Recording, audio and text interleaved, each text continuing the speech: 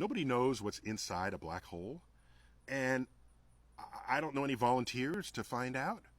And even if there were a volunteer, they would go in, they'll find out what's on the other side of a black hole, but none of the rest of us will ever know because they cannot communicate back out because nothing comes out of a black hole. All right? They can't even send an SOS with radio signals because radio waves travel at the speed of light, and the speed of light is insufficient to escape the black hole.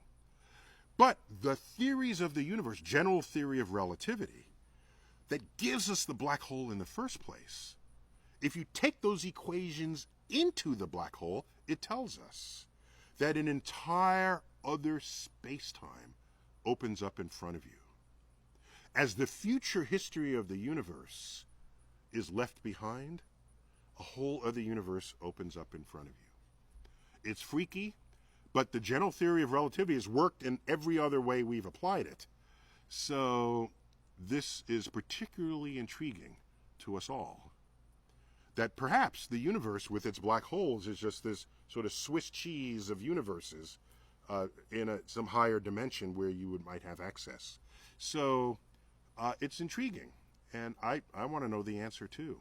In fact, if I know I'm going to die soon, send me into a black hole. That way I'll die knowing, rather than just drooling on the bed, just or getting hit by a bus. Launch me into a black hole.